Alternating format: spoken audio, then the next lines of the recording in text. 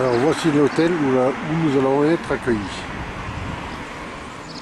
Cet hôtel appartient à un membre de notre collectif.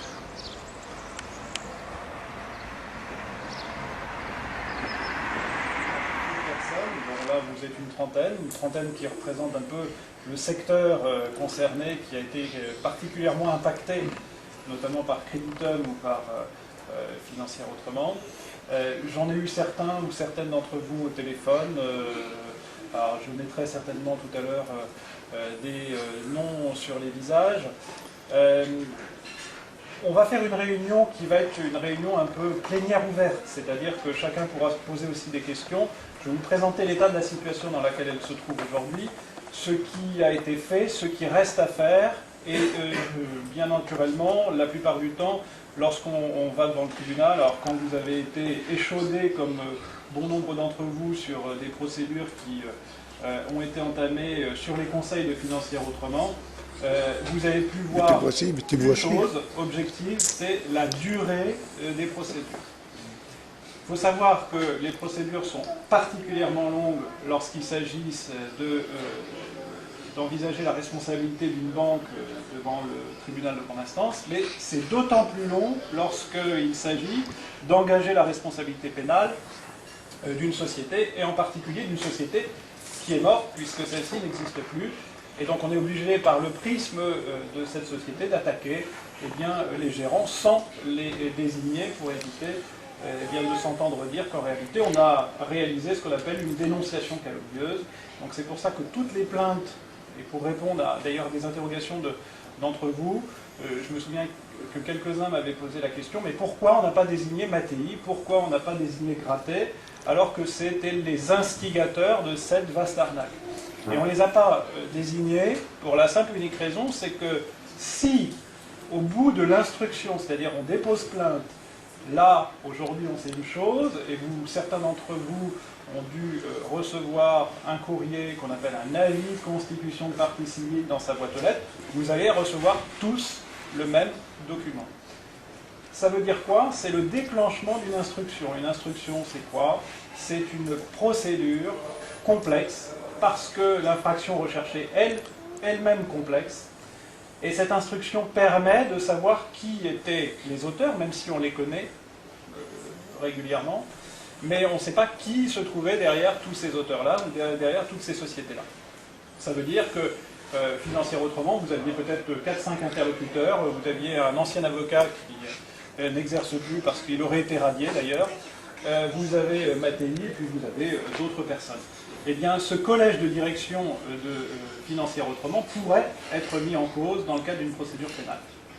Alors, je disais pourquoi orienter sur une plainte contre X et non pas une plainte dénommée, si, par extraordinaire, le juge d'instruction disait il n'y a plus lieu de matière pénale et donc je ne vois pas d'infraction qui pourrait être reprochée aux dirigeants, pas à la société, elle n'existe plus, mais aux dirigeants, eh bien j'ordonne un document qui s'appelle une ordonnance de non-lieu. Ça veut dire qu'il n'y a pas lieu à envisager des poursuites pénales contre un tel ou un tel.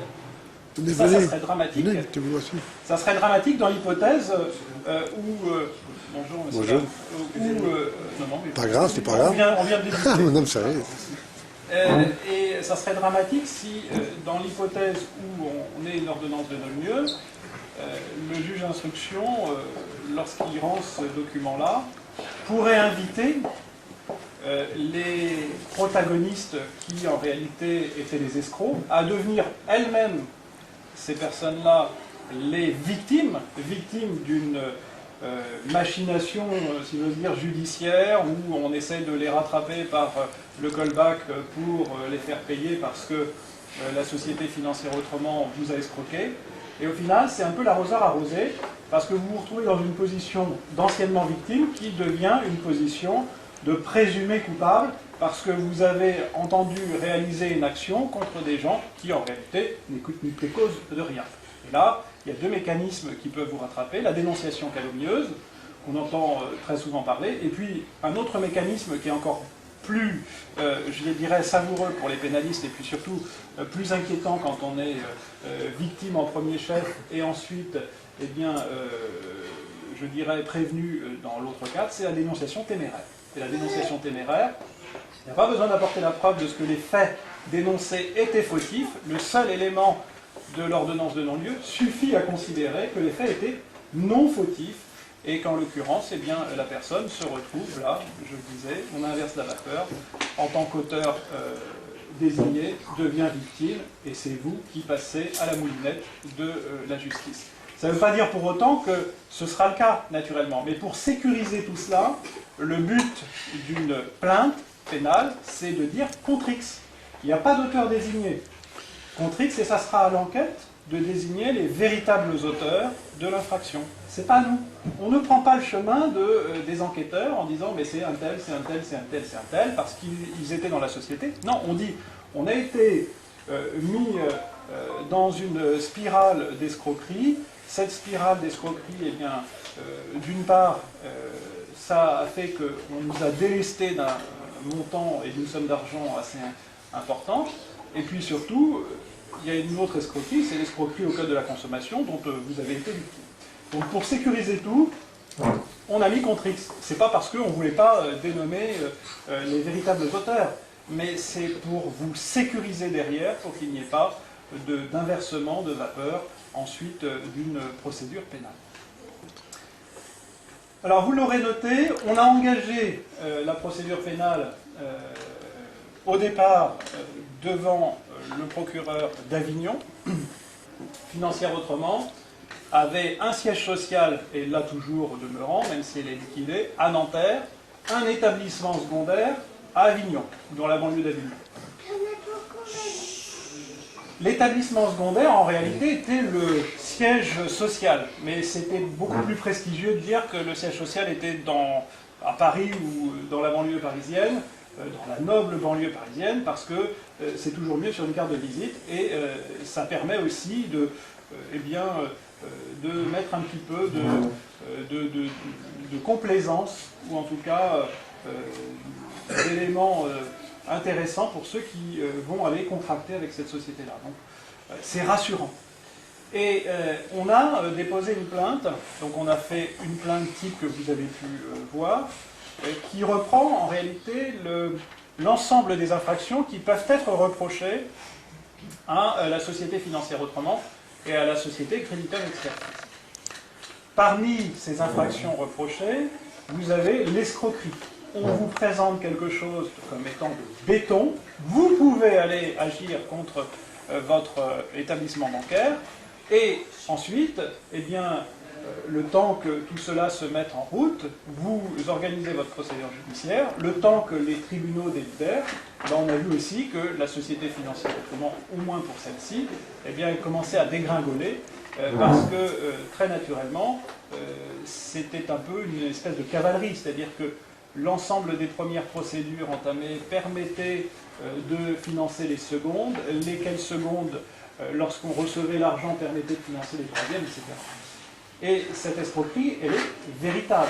C'est-à-dire que quand on vous a vendu ça, on vous a assuré que, un, c'était de l'or en barre parce que vous auriez eu gain de cause, et puis de deux, surtout, dans l'hypothèse où, de toute façon, vous n'auriez pas eu gain de cause, vous étiez assuré parce qu'il y avait une garantie de remboursement et une garantie de bonne fin. Garantie de remboursement parce que si, bonjour madame, en réalité vous perdiez, on vous remboursait l'ensemble des frais. Donc ça ne vous coûtait rien, c'était du bonus. Si vous deviez aller devant le tribunal, vous pouviez gagner. Si vous perdiez, vous saviez que derrière vous avez cette garantie de remboursement. Garantie de bonne fin aussi parce que qui se distingue un peu de la garantie de remboursement.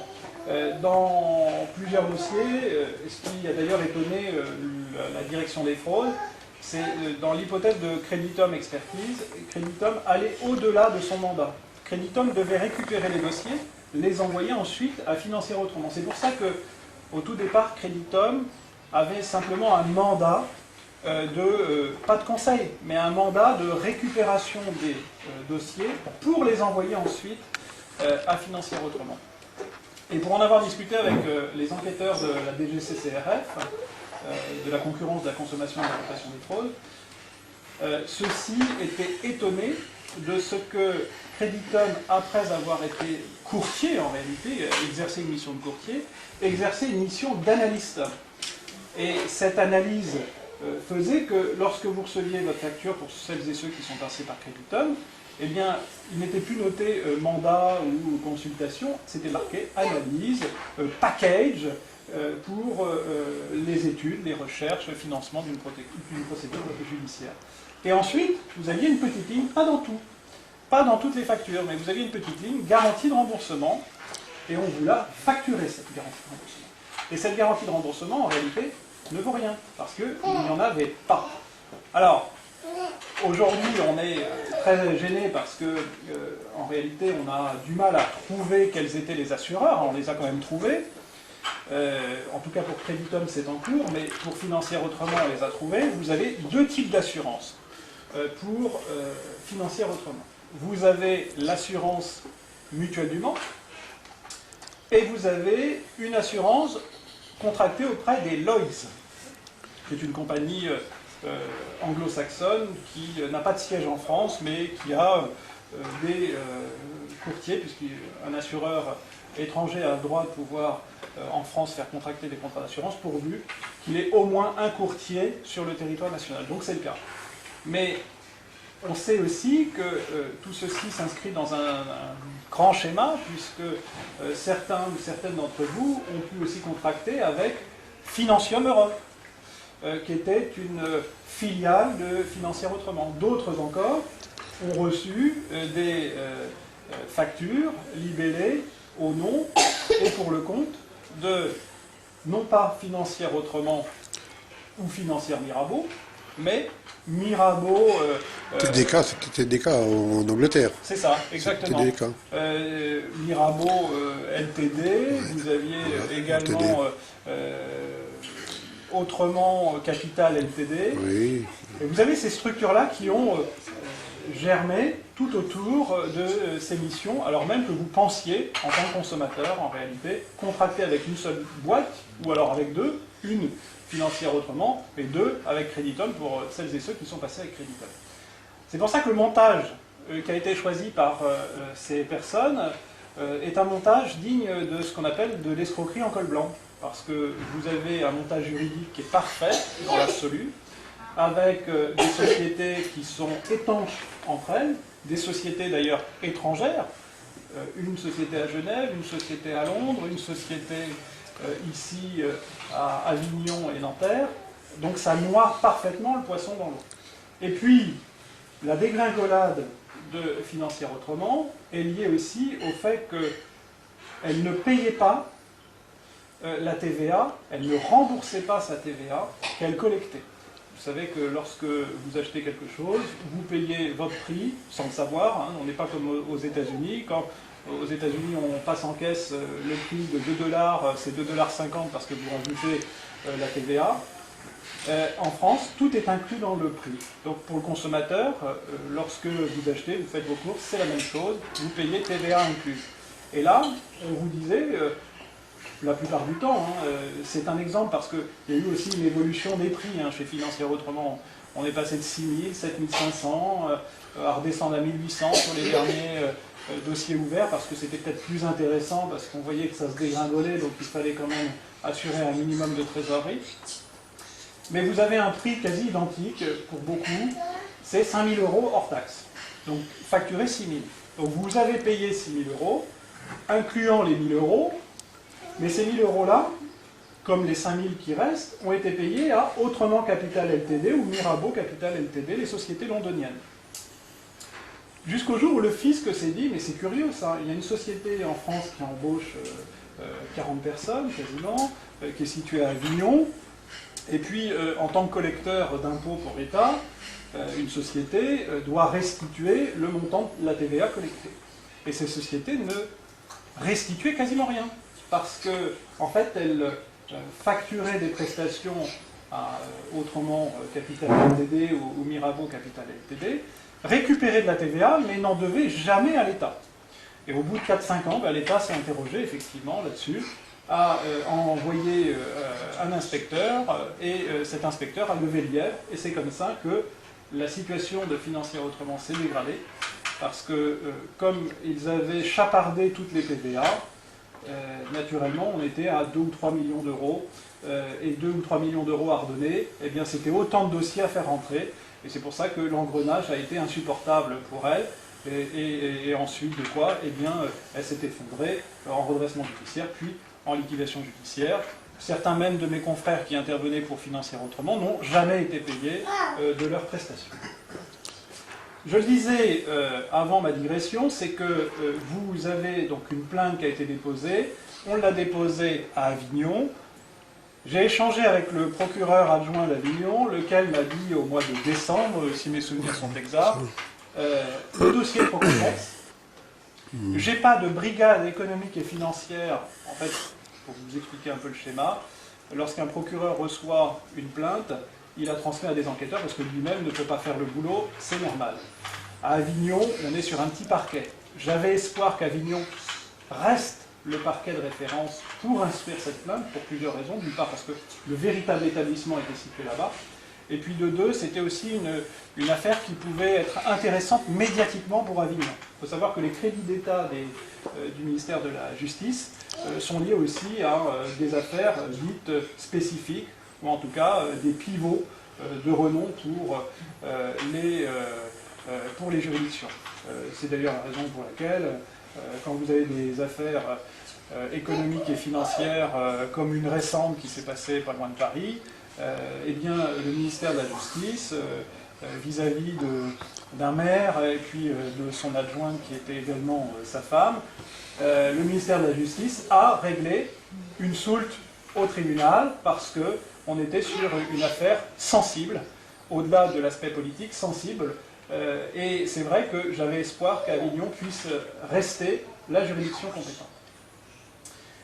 Le procureur m'a donc dit adjoint m'a donc dit qu'en réalité, il préférait envoyer tout ça à Paris pour centraliser en fait toutes les demandes, puisque or ceux qui sont dans le collectif, alors avant, pour reprendre un peu chronologiquement les choses, avant que je n'intervienne, vous aviez certaines ou certains avaient déjà rédigé ce qu'on appelle des déclarations de créances, avaient rédigé des plaintes, etc., etc. Donc ces plaintes ont été transmises, mais pour le coup, comme il y a une certaine migration des compétences des enquêteurs dans l'ensemble des départements, et comme on a vu aussi une espèce de migration des fonds de financer autrement, ça pouvait toucher Avignon, ça touchait Marseille, ça touchait Tarascon, ça touchait beaucoup de départements. Et c'est aussi la raison pour laquelle le procureur a souhaité que tout soit centralisé, ce qui est une bonne chose, mais j'aurais préféré que tout soit centralisé à Avignon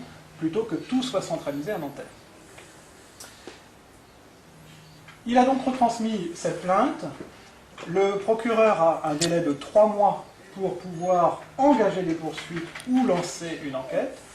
Et il est vrai qu'en la matière, c'est toujours difficile à savoir parce qu'on est informé de rien, comme partie civile, ou en tout cas prétendue victime, puisqu'on n'a pas encore le statut de victime à proprement parler et de partie civile normalement constituée. Donc on n'accède pas au dossier, on ne sait pas, et il y en avait partout effectivement.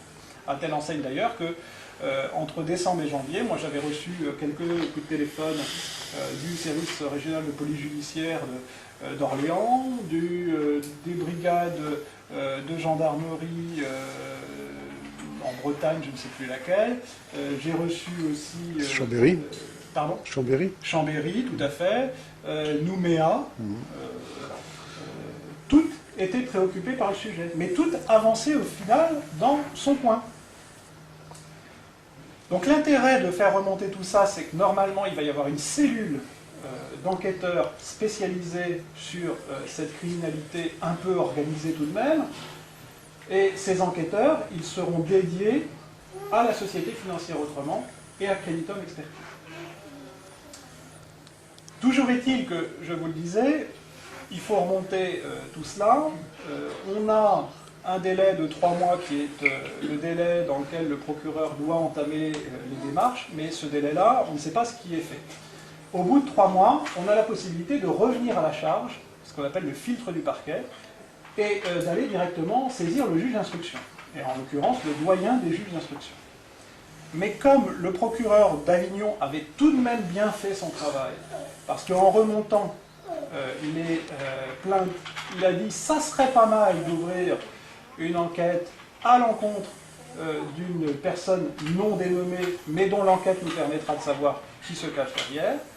C'est la raison pour laquelle Nanterre a récupéré, je dirais, le bébé, et puis ensuite a commencé à désigner un juge d'instruction, et vous avez, pour certaines ou certains, reçu un document dans vos boîtes aux lettres récemment. C'est un avis de constitution de partie civile, donc il faudra que j'écrive au juge d'instruction, qui fera doublon en réalité. Il va faire un croisement de l'ensemble des plaintes qu'il a reçues, ensemble des plaintes de toute la France, plus notre plainte collective, telle qu'elle a été remontée. Et c'est à partir de ce moment-là que nous pourrons faire valoir nos éléments, et c'est aussi à partir de ce moment-là que nous pourrons savoir ce qu'il y a dans le dossier. Et le dossier d'enquête pénale, tant qu'on n'est pas partie civile, on n'y a pas accès. Ça, c'est sur l'aspect pénal, et on y viendra tout à l'heure sur vos interrogations. Le but, vous l'avez compris en synthèse, sécuriser les plaintes de manière à pouvoir avoir l'envergure des infractions constituées ou normalement constituées à l'encontre des sociétés financières autrement et Créditum, au moins pour elles, mais pas seulement. Vous évitez d'avoir des répercussions désastreuses quand on fait une plainte nommée, c'est ce que je disais en préambule. Troisième chose, d'avoir une plainte globale et pas des petits parquets ou des petits enquêteurs ou la brigade territoriale de Trifouilly-les-Oies qui va lancer ses enquêteurs sur place et finalement qui ne remonte jamais l'information parce que c'est tellement dissous, c'est tellement complexe qu'on ne peut pas y arriver. Et éviter la multiplicité des enquêteurs, c'est aussi signe d'une centralisation à la fois de la plainte, mais également des démarches à réaliser ensuite. Pour autant, à côté de cela, à côté de la plainte pénale, qui va demander du temps, parce qu'on est au tout début de l'instance. La plainte pénale, c'est le déclenchement de l'enquête pénale. Mais avant que la cellule d'enquêteurs soit réunie avec des enquêteurs de la police judiciaire et puis des enquêteurs qui sont les meilleurs limiers, qui sont ceux de la DGCCRF, donc la répression des fraudes, pour faire simple, eh bien, il va se passer un petit peu de temps. Mais, toutefois, je pense que dès le mois de juillet, on va avoir des retours de la part du juge d'instruction pour savoir où ça en est. Et moi, je me déplacerai naturellement au parquet de Nanterre et devant le juge d'instruction fin juin, début juillet, pour savoir où ça en est, et je ferai remonter l'information à Bernard, de manière à ce qu'il puisse éclater, si j'ose dire, cette information-là, auprès de toutes et tous du collectif. À côté de l'aspect pénal, il y a un autre aspect qu'il ne faut pas négliger, qui est l'aspect civil. Je ne parle pas volontairement, dans cet aspect civil, des éventuelles procédures qui pourraient être menées en satellite contre les banques telles qu'elles étaient engagées par Financière Autrement. Ça, c'est le vœu de certaines personnes d'entre vous. J'ai fait analyser, on a analysé, nous, en interne au cabinet, certains contrats, certaines analyses même qui avaient été faites par Financière Autrement, qui sont des analyses bateaux, clairement. On retrouve les mêmes analyses dans tous les dossiers que vous pouvez avoir, avec des arguments identiques. C'est-à-dire, le contrat que vous avez souscrit avec votre banque est nul.